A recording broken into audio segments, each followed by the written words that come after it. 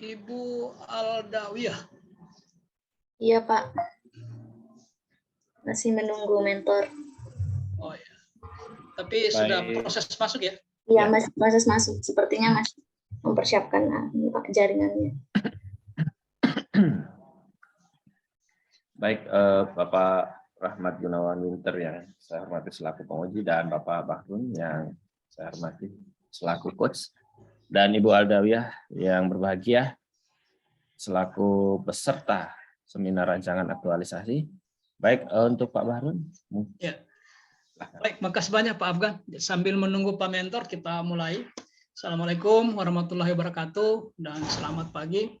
Pak Rahmat Gunawan, SPI MSI, selaku penguji yang saya hormati. Kemudian Pak Afgan, selaku host, selaku evaluator, sekaligus PIC yang saya hormati. Ibu Aldawiyah yang sama kita banggakan. Kita masuk pada sesi kedua dari 11 yang terjadwal. Ibu, paparan ini tidak lebih dari 10 menit ya, karena waktu kita relatif terbatas. Baik, bersama-sama kita ikuti paparan dengan judul Peningkatan Pengetahuan Ibu Balita tentang Pencegahan Stunting melalui Media Simulasi Ular Tangga.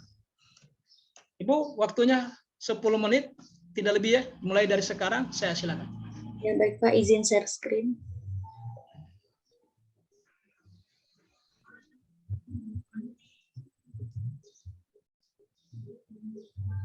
Ibu Aldawiyah.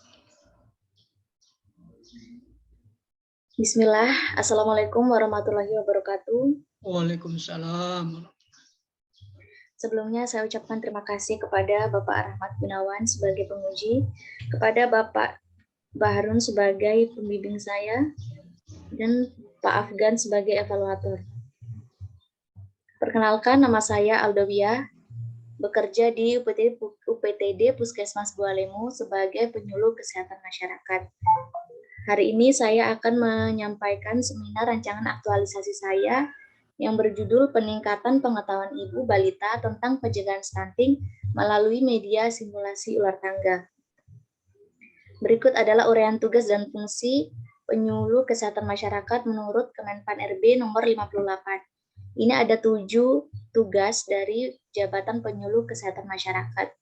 Kemudian yang saya cetak kembali ini adalah salah satu tugas yang saya terapkan dalam rancangan aktualisasi ini, yaitu merencanakan intervensi dalam rangka mengembangkan perilaku masyarakat yang mendukung kesehatan. Kemudian berikut adalah fungsi dari Jabatan Penyuluh Kesehatan Masyarakat. Ada 6 fungsi, yang saya tebalkan ada 2, yaitu melakukan persiapan kegiatan penyuluhan kesehatan masyarakat, dan kedua, melaksanakan penyuluhan untuk pemberdayaan masyarakat. Kemudian, melakukan identifikasi isu di unit kerja atau di tempat kerjanya. Adapun isu yang atau masalah yang diangkat ada 3. Pertama, rendahnya kesadaran pasien TB paru dalam penggunaan masker saat berkunjung ke vaskes. Kedua, rendahnya pengetahuan ibu balita tentang stunting di Kecamatan Bualemu. Ketiga, tingginya kasus hipertensi di Kecamatan Bualemu. Dari hasil validasi menggunakan analisis APKL didapatkan isu masalah yang memenuhi syarat, yaitu rendahnya pengetahuan ibu balita tentang stunting di Kecamatan Bualemu. Setelah melakukan identifikasi isu, kemudian melakukan analisis penyebab isu menggunakan analisis pohon masalah, di mana masalahnya adalah rendahnya pengetahuan ibu balita tentang stunting di Kecamatan Bualemu yang dapat mengakibatkan kasus stunting di Kecamatan Bualemu tinggi. Kemudian penyebab pertamanya ada 2, kurang optimalnya penyuluhan tentang pencegahan stunting, terbatasnya penyebaran informasi tentang gizi. Kemudian akar dari penyebab terbatasnya penyebaran informasi tentang gizi ada 2. Pertama, frekuensi penyebaran informasi yang kurang. Kedua, kurang menariknya cara pencapaian informasi. Setelah itu dilakukan gagasan penyelesaian isu. Jadi dari 2 akar masalah tersebut diangkat untuk dicari gagasan penyelesaian isunya. Yang pertama, frekuensi penyebaran informasi yang kurang itu digagas dengan melakukan penyuluhan secara terpadu melalui kegiatan posyandu. Kemudian, kurang menariknya cara penyampaian informasi digagas dengan melakukan penyuluhan menggunakan media simulasi ular tangga. Rancangan aktualisasi. Isu yang diangkat rendahnya pengetahuan ibu balita tentang stunting di Kecamatan Bualemu, kemudian gagasan pemecah isunya melakukan penyuluhan menggunakan media simulasi ular tangga. Di rancangan aktualisasi ini ada 5 kegiatan. Yang pertama, melakukan persiapan pembuatan media simulasi ular tangga dengan 3 tahapan. Yang pertama, menyiapkan bahan konsultasi, melakukan konsultasi dengan mentor terkait rencana kegiatan. Ketiga, mencatat arahan mentor terkait pelaksanaan kegiatan. Kegiatan kedua, menyusun media penyebaran informasi dengan tahapan. Pertama, menyusun media informasi menggunakan aplikasi desain di perangkat laptop. Kedua, mencetak media informasi dan mempersiapkan bahan pendukung simulasi. Ketiga, menyusun form kuesioner pre dan post test.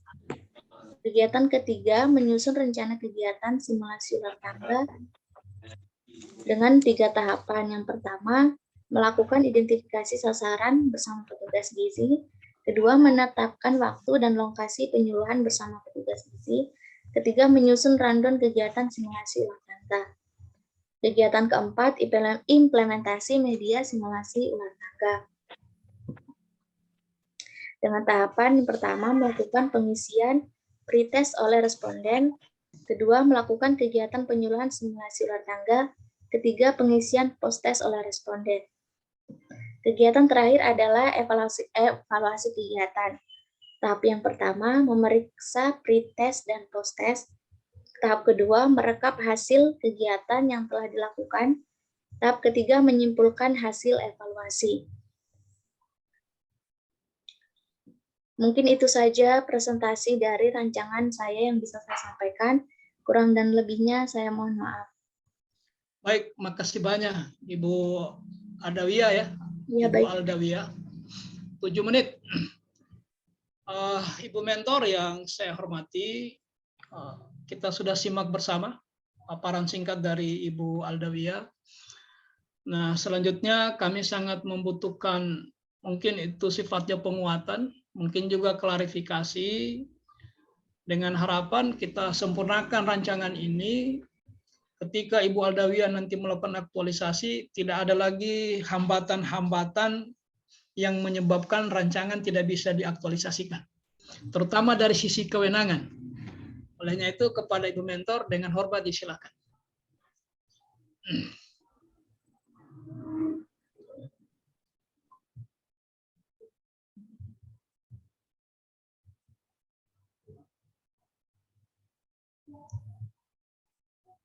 Masih unmute Ibu? Ibu Betty? Ya. Baik, Pak. Assalamualaikum warahmatullahi wabarakatuh. Waalaikumsalam Warahmatullahi wabarakatuh. Yang saya hormati Bapak Coach. Mohon maaf karena jaringan kurang bagus di sini, Pak. Agak lambat tersambung. Sehingga secara umum paparan tadi saya tinggal ujungnya yang saya dengar. Tapi dokumen yang sama ada dengan Ibu ya? Dokumennya ada, Pak. Ya, biar. Dokumennya. Dari rancangan aktualisasi nilai-nilai dasar ini saya sudah coba pelajari.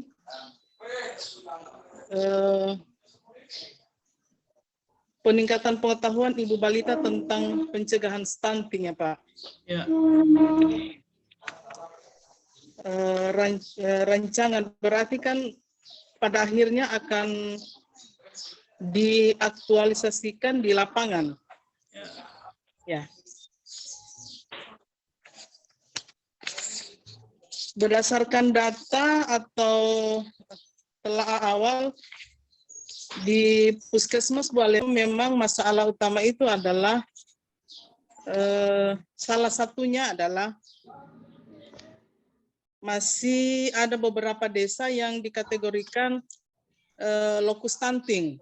Jadi memang masalah ini masih menjadi perhatian kami, Puskesmas Bualemo, yang kurang lebih 6 desa Pak di sini yang masih satu lokus.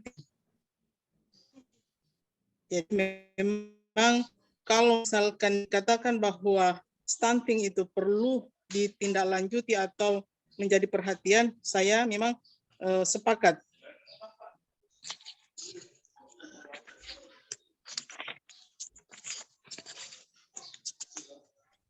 Kemudian dari kalau saya lihat masalah atau pohon masalahnya ini di kasus stunting Kecamatan Bualemo ini adalah rendahnya pengetahuan ibu balita tentang stunting. Kemudian yang disebabkan oleh mungkin kurang optimalnya penyuluhan tentang pencegahan stunting.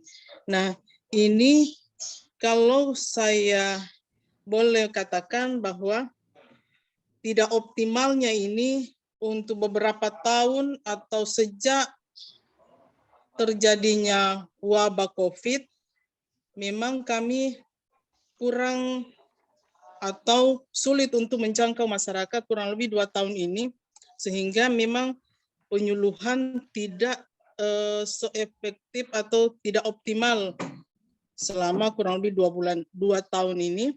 Namun untuk tahun 2022 kami berusaha kembali untuk mengaktifkan penyuluhan itu.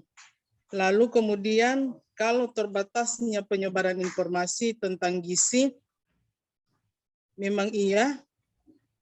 Salah satunya adalah saya ingin mengatakan bahwa media informasi yang kita gunakan sekarang masih sangat terbatas. Kami hanya sebatas melakukan penyuluhan-penyuluhan yang sifatnya ceramah dan wawancara. Sementara media yang kami gunakan masih sebatas media poster maupun alat-alat peraga yang ada di posyandu. Nah, ke depan misalkan ada yang ingin memodifikasi media penyuluhan, kami sangat berterima kasih. Tetapi untuk beberapa kegiatan yang kami lakukan, kami berupaya misalnya dengan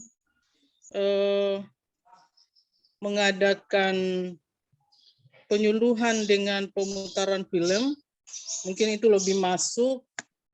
Lalu kemudian yang tadinya cuma menggunakan leaflet,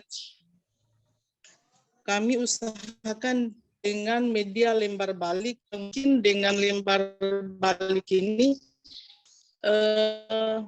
kader dalam ini supaya intens penyuluhannya, maka kader ini kami harapkan bisa menyampaikan dengan berbekalkan media berupa lembar balik. Jadi ada penyampaian, ada gambar, lalu mereka dengan lebih gampang menyampaikan informasi itu. Kira-kira demikian Pak. Karena saya dari tadi tidak ikut secara keseluruhan, itu saja dulu Pak yang bisa saya sampaikan. Baik, makasih banyak Ibu Mentor sudah memberi penguatan. Memang stunting ini untuk Sulawesi Tengah hari ini agak hangat-hangat juga dibicarakan orang. Jadi tidak hanya monopoli Banggai dan Bualemo. Bualemo ini pernah ada salah seorang widya suara menjadi camat di sana, Pak Ali Usman.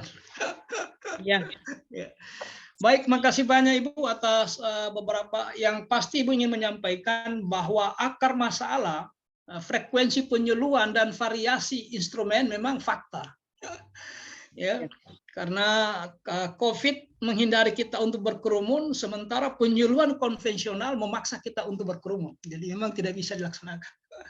Baik, makasih banyak Ibu sekali lagi. Untuk itu dalam rangka mendalami sekaligus merasionalkan, di tengah-tengah kita telah hadir Pak Rahmat Gunawan, SPI MSI selaku penguji. Untuk itu kepada beliau dengan hormat disilakan.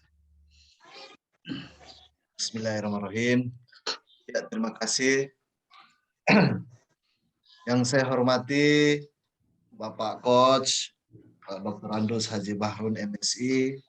Yang saya hormati Ibu Mentor, Ibu Betty Labongkeng, SKM, MKes, dan yang kita banggakan peserta kita, Ibu Aldawiyah, SKM. Ya, Ibu Aldawiyah sudah siap? Insya Allah siap, Pak. Insya Allah siap. Oke. Judulnya boleh disebutkan kembali? Judul rancangan aktualisasi saya adalah peningkatan pengetahuan ibu balita pencegahan stunting melalui media simulasi ular tangga. Jadi ada yang digarisbawahi ketika Ibu menyebutkan judul ular tangga dan peningkatan pengetahuan. Oke. Apa yang Ibu lakukan untuk meningkatkan pengetahuan terhadap Ibu stunting ini?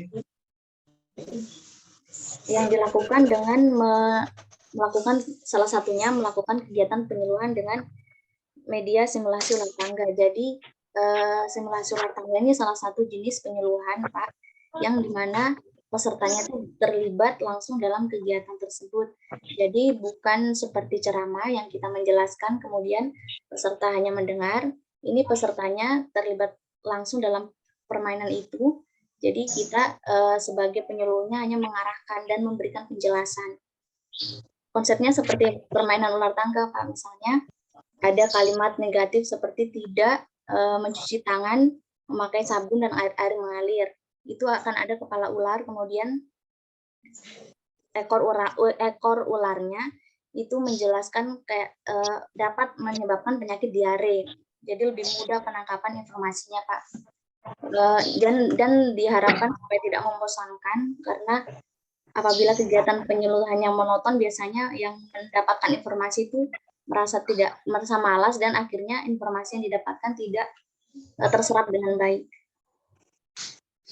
Penguasaan ular tangga tersendiri ini Ibu ambil dari mana referensinya? Ini referensinya dari ini, Pak, dari Promkes Kemenkes Kesehatan. Ini sebenarnya 2 tahun lalu sudah ada konsep ini, cuman sepertinya belum banyak yang tahu, jadinya belum banyak yang menerapkannya. Makanya saya coba untuk terapkan di kegiatan saya ini. Oh, berarti memang ada untuk petunjuknya ya dari sudah ada pemerintah sendiri, tinggal mau diaplikasikan. Tinggal dimodifikasi. Nah, kebetulan Ibu menangkap momennya untuk menjadikan sebuah aktualisasi. Iya, Pak. Oke.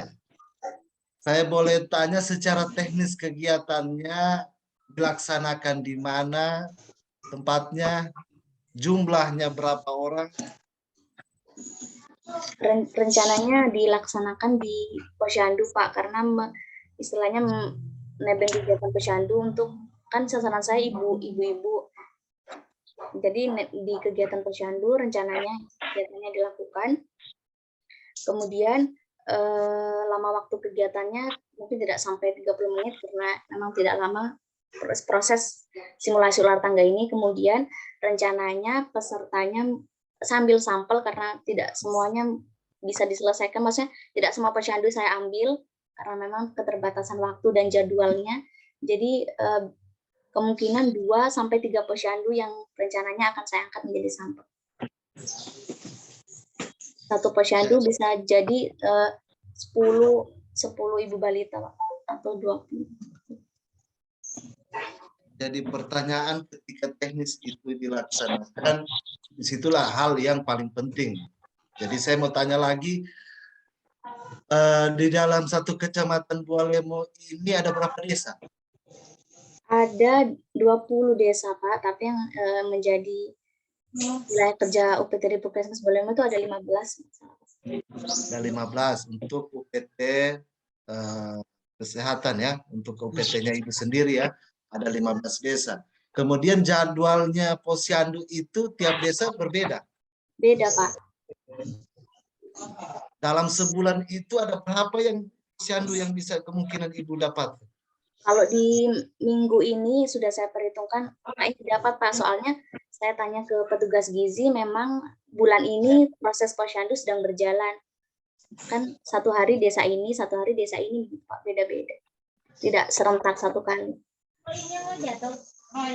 Kegiatannya Ibu ini sudah ada terencana berapa data ibu hamil yang ke posyandu ini? Kalau untuk itu Pak, datanya ada nama-nama yang biasa ikut posyandu, itu datanya ada di petugas gizi. Makanya di rancangan itu saya memasukkan tahapan berkoordinasi dengan petugas gizi. Sebelumnya juga saya sudah menghubungi Pak, dan memang sudah ada itu datanya. Jumlahnya sudah ada. Nah, kalau begitu, Ibu harus mengkoordinasikan lebih jauh ya tentang perencanaan aktualisasi. Ini kan rancangan ya. Rancangan itu bukan membahasakan lagi minimal 2, 3, 4, tidak. Bagi saya rancangan itu adalah sebuah kepastian yang akan dilaksanakan. Karena itulah yang menjadi bukti pelaksanaan. Jangan kita bicara 6 desa, yang kita lakukan cuma 2 desa nantinya. Tetapi kenapa saya bicara by data dulu? Datanya itu berapa hari, minggu pertama ini ada desa ini, minggu kedua ada desa ini, minggu ketiga ada desa ini, minggu keempat ada desa ini. Berarti saya bisa memungkinkan ada 4 posyandu yang bisa saya kunjungi dengan durasi waktu kira-kira saya menggunakan 30 menit. Kalau 30 menit itu sosialisasinya untuk semua ibu hamil yang ada di posyandu, maka masih banyak waktu yang longgar untuk dilaksanakan ketika itu. Jadi tinggal teknisnya lagi yang Ibu persiapkan. Apakah teknisnya ini dikumpulkan atau ketika menyelipkan waktu pada saat bergiliran di posyandu? Coba itu bagaimana teknisnya itu? Teknisnya rencananya menyelipkan waktu Pak, karena kan memang ini kegiatan posyandu, jadinya kalau mau menambah waktu, misalnya kalau mau dilakukan setelah posyandu, itu mungkin akan terlalu lama ibu-ibunya menunggu. Jadi kan teknisnya itu kalau orang ke posyandu setelah dilakukan kegiatan posyandu kan itu yang sudah itu Pak yang dilakukan sebelumnya dulu. Jadi bukan tunggu semuanya selesai Pak. Oh, jadi untuk ular tangga ini sendiri 30 menit per responden, per 1 orang responden. Mainnya bukan 1 orang Pak, bisa rame sekalian, 1 kali bisa banyak. Jadi ada sebagai pemain, ada sebagai penonton gitu Pak. Oh begitu. Jadi ini bagian yang terpisahkan ya Mbak Ibu ya. Maksudnya ketika yang kita cerminkan adalah permainan ular tangga itu, ini sesuatu yang dilakukan bersama. Nah kemudian apakah ada leaflet yang dibagi lagi? Leaflet tidak ada Pak, karena informasinya sudah di luar tangga itu semua. Oke.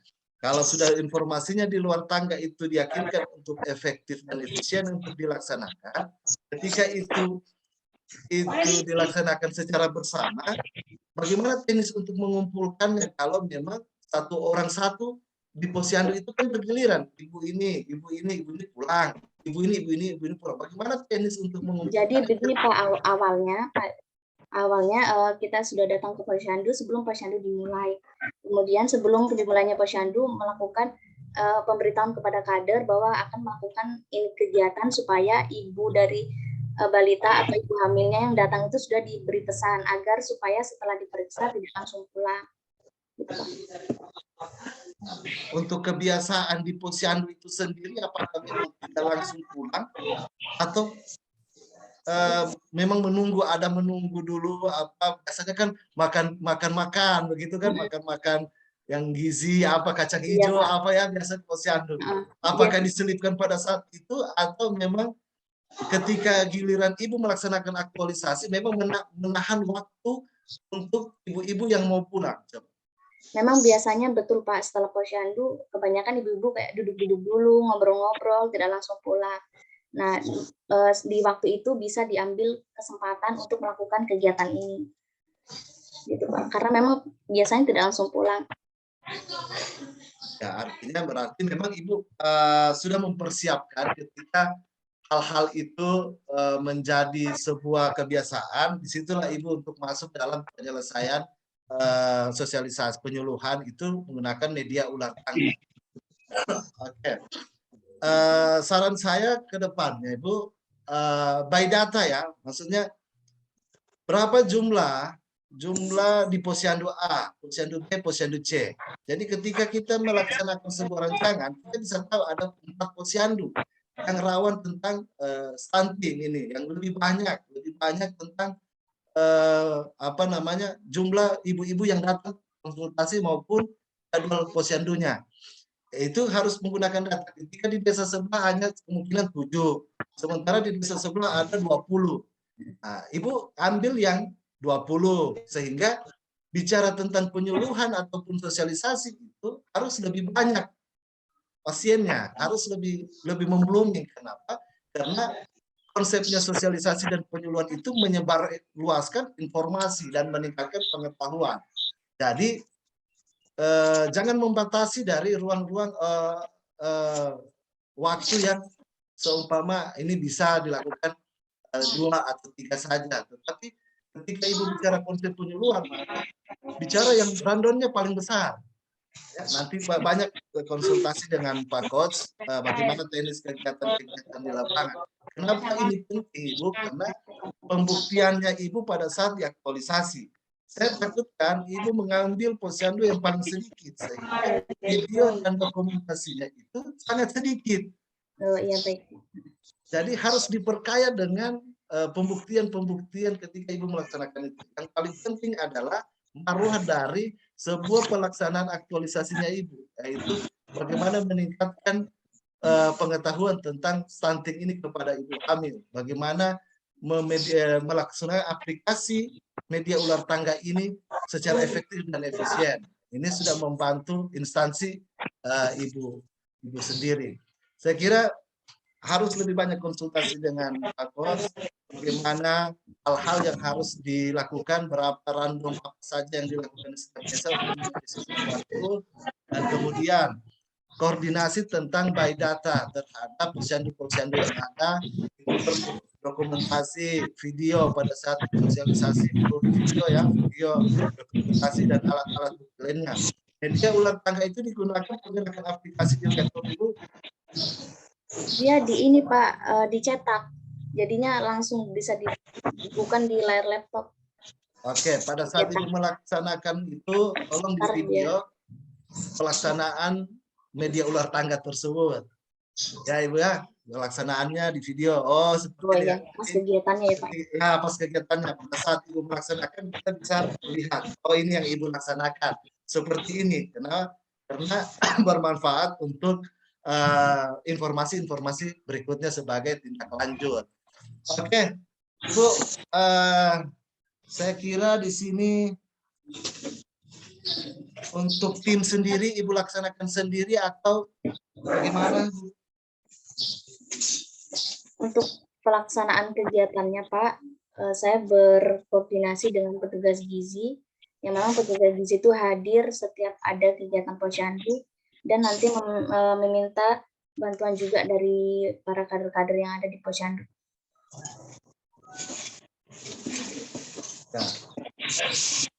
Ya, nanti dokumentasikan juga ya beberapa hal ya random ya. Ada di sini kan ada random kegiatan simulasi ular tangga, kemudian apa ya, banyak di sini ya pretest dan post-test ya.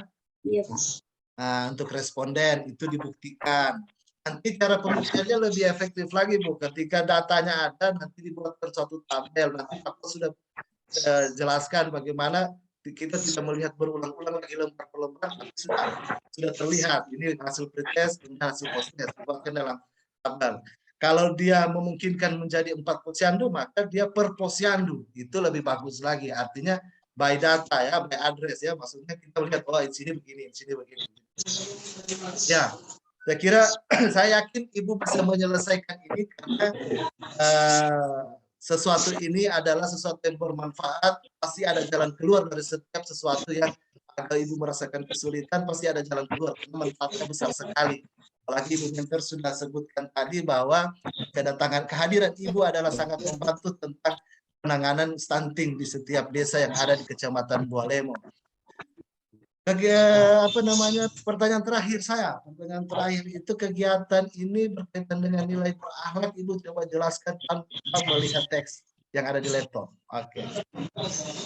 Jadi keterkaitan kegiatan yang saya lakukan dengan nilai-nilai berakhlak, yang pertama adalah berorientasi pelayanan. Di sini kita harus memahami dan memenuhi kebutuhan masyarakat, di mana memahami bahwa kebutuhan masyarakat sekarang adalah mendapatkan penyuluhan agar dapat meningkatkan pengetahuan itu guna mencegah stunting. Kemudian akuntabel, di situ bertanggung jawab. Saya sebagai petugas penyuluh harus melaksanakan kegiatan dengan bertanggung jawab karena segala kegiatan yang saya lakukan itu harus dapat dipertanggungjawabkan. Kemudian kompeten, di situ saya harus meningkatkan kompetensi saya, di mana saya harus belajar bagaimana cara supaya menemukan media yang menarik atau solusi yang terbaik guna menyelesaikan permasalahan yang ada di unit kerja saya. Kemudian harmonis, di sini saya harus dapat membangun lingkungan kerja yang harmonis dengan rekan-rekan kerja saya, baik dengan atasan saya maupun rekan-rekan kerja saya yang lain, agar rancangan aktualisasi ini berjalan dengan sesuai yang diharapkan. Kemudian loyal, di sini saya dalam melakukan kegiatan harus tetap memegang teguh ideologi Pancasila dan Undang-Undang Dasar supaya agar tidak membeda-bedakan baik sasaran maupun rekan kerja, semuanya dilakukan dengan sama dan tidak melenceng dari nilai-nilai dasar Pancasila. Kemudian ada adaptif. Di nilai ini saya harus mampu beradaptasi dengan berbagai perubahan yang bisa saja terjadi di lapangan. Apalagi ini kegiatan berlangsung di depan, maksudnya berlangsung dengan orang banyak, sehingga berbagai kemungkinan bisa saja terjadi. Sehingga saya mempunyai nilai adaptif dalam diri saya agar dapat melaksanakan kegiatan ini dengan lancar. Mungkin itu saja. Ya, Ibu Aldawiyah, terima kasih banyak ya sudah memaparkan rancangan ini. Jadi sekali lagi saya ingatkan, karena kita akan tatap muka pada aktualisasi, begitu yang informasi saya dapatkan dari PAC. Jadi nanti buktinya tolong dikumpulkan respondennya, ya, hasil post-testnya dilihat, diuraikan, diberikan hasil-hasil pada laporannya nanti, bukti-bukti, video pada saat melaksanakan kegiatan, dokumentasi lainnya. Ibu Aldawiyah sebagai garda terdepan yang ada di Kecamatan Bualemo harus tetap semangat, yakin bahwa apa yang akan dilaksanakan ini efisien, efektif, sesuai dengan waktu yang telah ditentukan. Adapun hal-hal yang kesulitan tentang penyusunan ini, silakan konsultasi dengan Pak Coach, dan ada pun hal-hal teknis tentang kebijakan ini selalu konsultasi dengan Bu Mentor. Saya kira terima kasih, sekian dari saya Ibu Mentor, terima kasih banyak, sekian dari saya atas kerjasamanya. Saya kembalikan kepada Pak Coach. Terima kasih Pak. Baik, makasih banyak Pak Penguji. Ibu Aldawiyah, coba lihat kegiatan 1. Ya, tahap 1 sudah benar, tahap 2 sudah benar, tahap 3-nya, poin C-nya itu diganti. Kan pekerjaannya mencatat arahan mentor. Apakah bedanya dengan konsultasi itu? Nah, ganti di situ dengan pertemuan internal dengan teman staf. Oh iya, baik. Orang tidak kaget-kaget. Apa ini Aldawiyah sibuk sekali? Bikin pertemuan internal. Nah, yang kedua, Ibu, di kegiatan implementasi. Kegiatan 4 ya. Nah, implementasi ini awali dengan melakukan melakukan pengisian. Ibu langsung pada melakukan pengisian pretest, tetapi ini mengkondisikan mengkondisikan peserta, kan baru datang ceritanya nih, Iya, Pak. sambil mengisi pretest. Jadi rangkaikan dua kegiatan itu, supaya jangan orang habis sarapan pulang. Iya, Pak. Itu yang dikhawatirkan Pak Penguji ya. Jadi harus ada aktivitas di situ. Nah, yang terakhir time schedule-nya ya. Walaupun tentatif, Ibu merencanakan minggu kedua dan ketiga implementasi itu. Kira-kira selama 2 minggu ini, Bu, berapa puskesmas, berapa posyandu yang bisa dijangkau? Pastikan sekarang. 3, Pak, sepertinya. 3 ya. Pak Penguji, 3 posyandu ya, catatan kita yang kita tagih pada seminar akhir. Baik, makasih banyak sekali lagi Ibu Mentor di tengah kesibukan sudah sempat berbagi bersama kami di pagi hari ini. Sekali lagi kepada Pak Penguji, terima kasih sudah melengkapi sekaligus merasionalkan rancangan yang ada. Kita akhiri sesi kedua ini dengan ucapan billahi taufiq wal hidayah. Assalamualaikum warahmatullahi wabarakatuh dan selamat pagi. Kembali ke Pak Afgan. Baik, terima kasih Pak Bahrun dan Pak Rahmat Gunawan Winter selaku penguji. Baik, untuk Ibu Bedila Bungkeng SKM MTes dan Ibu Aldawiyah, kami perkenankan untuk meninggalkan ruangan seminar. Matikan rekodnya dulu, Bu.